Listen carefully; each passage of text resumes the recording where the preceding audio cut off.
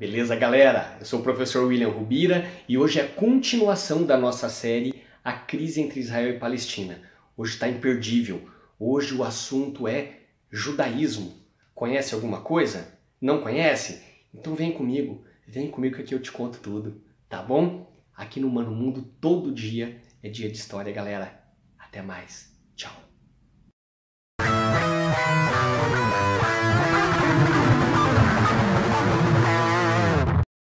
Bem, pessoal, bem-vindo ao canal Mano Mundo. Eu sou o professor William Rubira. Sejam bem-vindos. Hoje é a terceira aula da nossa série A Crise entre Israel e Palestina. Tá bom? Quem não assistiu os outros dois vídeos, gente, assistam. Tá da hora. Para você compreender, você tem que assistir todos eles. Tá bom?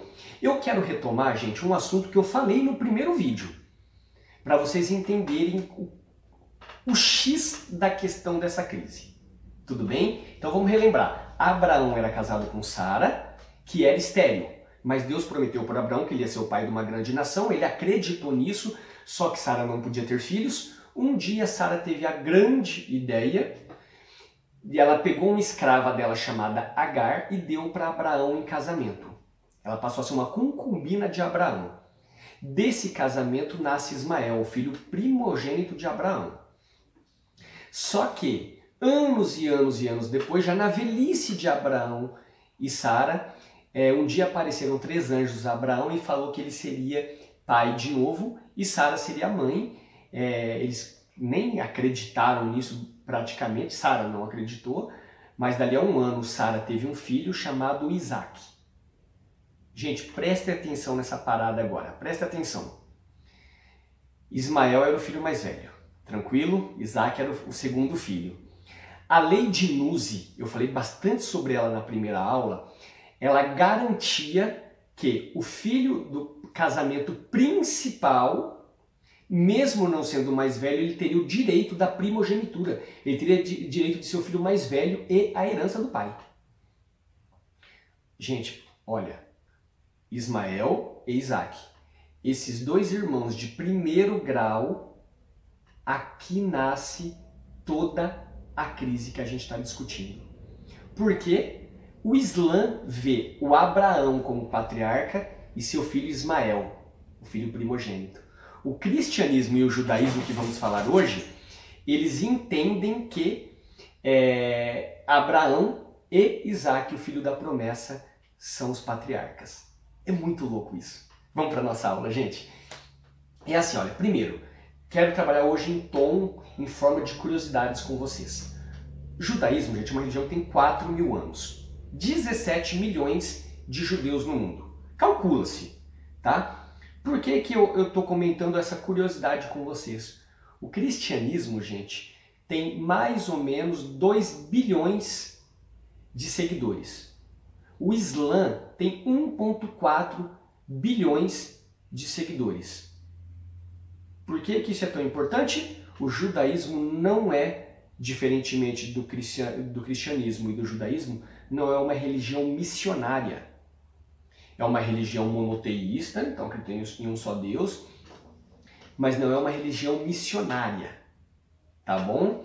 Então vamos para a nossa aula, gente. Abraão, então, morava em Ur dos Caldeus, hoje é o Iraque, e Deus mandou ele ir para Canaã, que onde hoje é Israel, tá bom?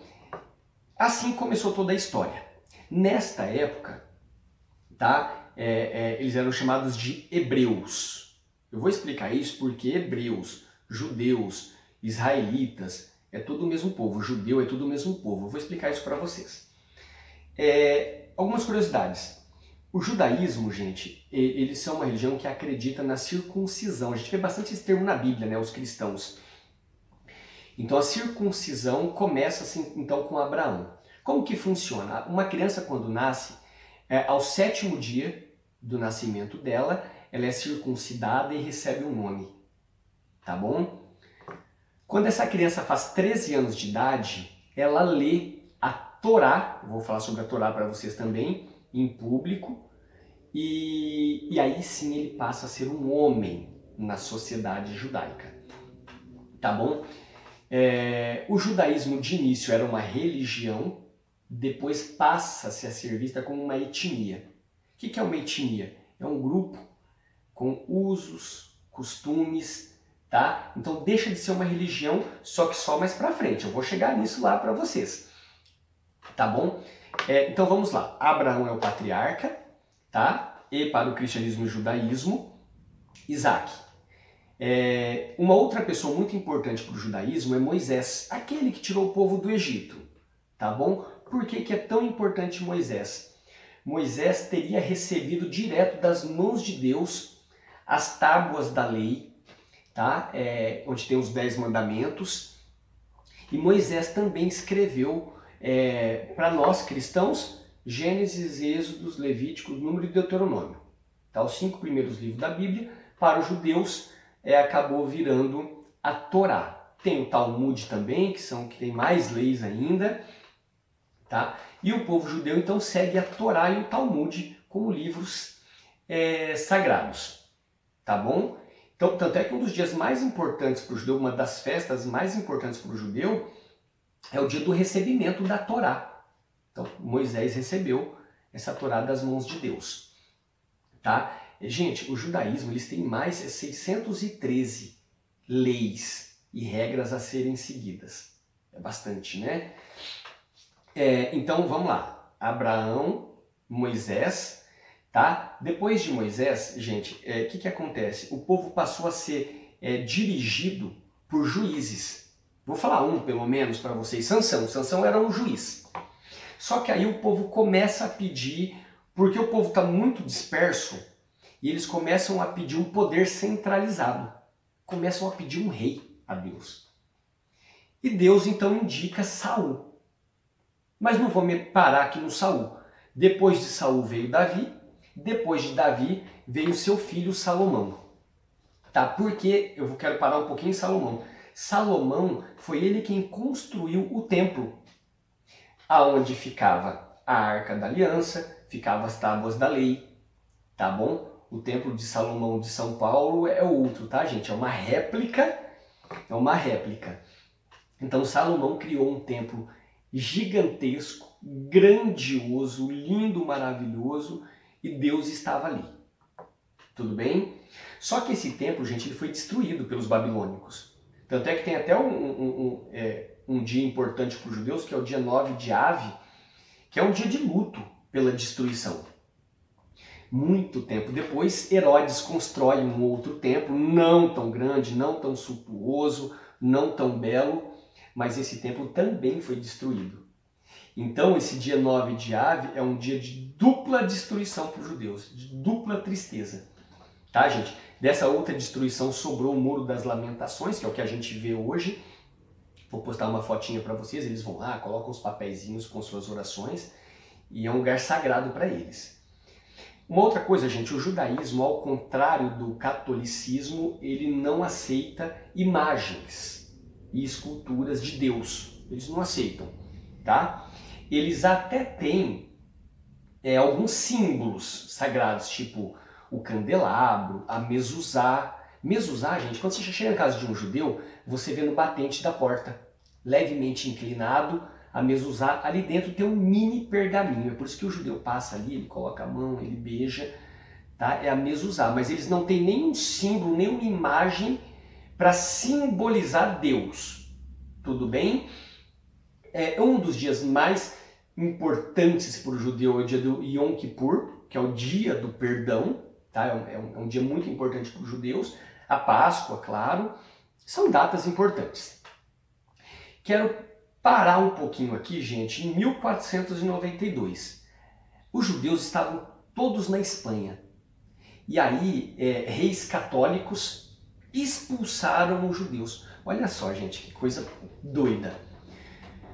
Os judeus, então Abraão, depois Moisés, eles passam a ser chamados de hebreus.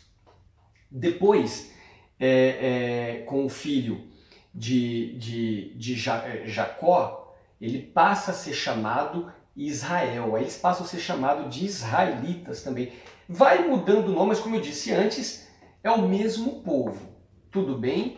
Só que nessa época aqui, gente, eles ainda tinha o antijudaísmo. Tá? Esses reis expulsavam os judeus porque eles acreditavam, a Bíblia também fala sobre isso, que os judeus mataram Jesus. Então reis católicos condenavam os judeus, eles eram perseguidos e massacrados todo lugar que eles iam.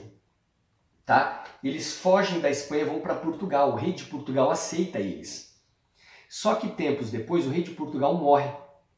O próximo rei, quem que era? Ele é casado com a filha do rei da Espanha. Aí acontece a mesma coisa, começa-se a perseguir os judeus, mas eu quero parar aqui também, num detalhe muito bacana, que surgiu lendas e mitos sobre isso. Tem um termo que é chamado assim, cristãos novos. Quem são os cristãos novos? O rei de Portugal começou a obrigar os judeus a se converterem ao catolicismo, na marra. E os judeus, gente, eles tentaram criar um código para que eles pudessem se encontrar depois, no futuro, porque eles tinham que mudar de nome. Olha que parada doida. Quando você vê sobrenomes com nomes de árvores, plantas, animais, frutas, acidentes geográficos. Então, por exemplo, pinheiros, coelho, rios. Esses nomes, gente, montes, são nomes que os judeus aderiram como um código. Mas uma pausa aqui. Nem todo rios, nem todo pinheiro, nem todo pereira, nem todo coelho é judeu. Tudo bem? Mas uma boa parte é. Tá? Por que é tão importante falar disso, gente? Olha que parada doida. Na época, calculou-se que talvez 1/10 da população de Portugal fosse cristãos novos. Então eram judeus. E, frisando isso, uma boa parte da tripulação de Cabral, talvez 1/3 deles, eram cristãos novos. Então muitos desses nomes aqui no Brasil, talvez alguns tenham o judaísmo no sangue. E tem como você descobrir, sabia, gente? Tem documentos de Portugal da época, dos julgamentos de quantas pessoas mudaram os nomes. Então tem como descobrir. Tá bom? Isso é uma curiosidade, eu gosto muito desse assunto, eu acho muito bacana. Tá bom? Vamos correr.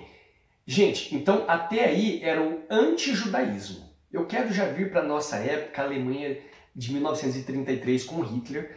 Todos nós, eu já estou careca de saber o que aconteceu com os judeus do Hitler, tá? Na época do Hitler. 6 milhões de pessoas mortas, um genocídio como nunca visto. Tá bom? Mas por que é tão importante falar disso agora? Não vou contar toda a história para vocês agora, eu quero contar outra coisa. Vocês sabiam, presta atenção nisso, vocês sabiam que esses judeus que moravam na Alemanha, eles já estavam na Alemanha antes mesmo de nascer a Alemanha? Não entendeu? Vou falar de novo. Eles tinham muitos judeus que moravam em Colônia, era uma cidade romana, que foi anexada à terra de onde hoje é a Alemanha, tá? Foi anexada depois. Olha só, os judeus estavam lá mesmo antes de ser uma Alemanha. Eles eram chamados de povos germânicos, então os judeus estavam lá antes dos alemães. Claro que isso não é uma regra, tudo bem? Algum amigo meu alemão aí, isso não é uma regra, mas eles estavam lá antes. Tudo bem, gente? Aí nós sabemos que então que deixa de ser um anti-judaísmo e passa a ser um antissemitismo. Passa-se então a perseguir um povo. Um povo. Gente, olha uma outra curiosidade interessante. Se você me perguntar, William, o que é um judeu? O que é um judeu? Olha só, judeu, no passado, se você pegar a nossa Bíblia, você vê a genealogia assim, Abraão, pai de Isaac, Isaac, pai de Jacó, era sempre o nome dos homens. No ano 70, com o domínio romano, houve muitos, mas muitos estupros de mulheres judias. E aí os judeus mudaram. Por quê? Você não consegue saber quem é o pai. Então como que você vai colocar o nome na genealogia se você não sabe quem é o pai? Por causa dos estupros. Então passou a definir que judeu é toda pessoa nascida de um ventre judeu, de uma mãe judia. Esses são os judeus. Tudo bem? Vamos lá, rapidinho mais algumas curiosidades. Então só para lembrar, então judeu, israelita, hebreu, é tudo a mesma, só foi mudando os nomes, é o mesmo povo. Tudo bem, gente? Eu queria falar rapidamente aqui, gente, sobre 3 pilares aí do judaísmo. Tá? Tem os judeus ortodoxos, que são os mais tradicionais, tem os judeus reformistas e os conservadores. Eu quero me atentar aqui aos ortodoxos, porque tem hoje uma série na Netflix chamada Nada Ortodoxa. E eu queria falar só um pouquinho, bem rapidinho sobre ela, porque ali mostra os judeus ortodoxos, os tradicionais, eles tentam seguir os 613, as leis ali à risca. Então, por exemplo, nessa série mostra uma mocinha raspando a cabeça antes do casamento. E eu queria falar um pouquinho sobre isso para vocês. Nos judeus ortodoxos, as mulheres raspam a cabeça porque a mulher não mostra o seu cabelo, em sinal de respeito. Então, quando ela vai casar, principalmente a mulher casada, que ela raspa mesmo a cabeça e ela passa a usar uma peruca. Ela esconde o seu cabelo. Essa questão de mostrar o cabelo, até para o homem existe, tá? Olha aqui no Brasil, por exemplo, no cristianismo, um homem chega numa igreja, ele está de boné, chapéu, ele tira em sinal de respeito. O judeu, ao contrário, ele não pode mostrar a cabeça. É por isso que o judeu, o homem, ele usa o kippá, ou aqueles chapéus que tem na série, grandões, feito de pele, ou até mesmo boné. Então eles cobrem a cabeça em sinal de respeito a Deus. Você também vê na série aqueles judeus com aqueles cachinhos compridos aqui do lado. Por que que eles usam isso? Na Bíblia mesmo, né? A Torá é a mesma coisa. Em Levíticos fala que o homem não pode raspar o canto da cabeça, cortar os cantos da cabeça. Então por isso que eles deixam crescer aqui e também não pode tirar a barba. Então por isso você vai ver aqueles caras com aqueles cachos gigantescos, aquela barbona, são os judeus ortodoxos, os mais tradicionais possíveis. Porque tem os judeus reformistas, gente, eles lutam para mudar e se adequar à época em que vivemos. Tá? E os conservadores estão no meio termo.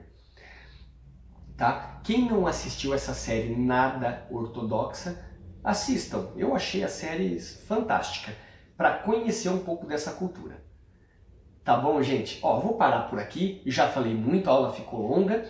Espero que vocês tenham gostado. E na semana que vem vou falar então sobre a fundação do país Israel. Tá bom? Gente, mais uma vez, muito obrigado pela presença de vocês. Não se esqueçam que todo dia é dia de história, filosofia, sociologia, geografia. Todo dia é dia de um bom papo aqui no canal Humano Mundo. Tá bom? Valeu, gente. Obrigado. Até a próxima aula. Eu adoro fazer isso. Obrigado, gente, pela presença de vocês. Vocês são 10. Até mais. Tchau, tchau. Tá bom? Um milagre mesmo. Ai.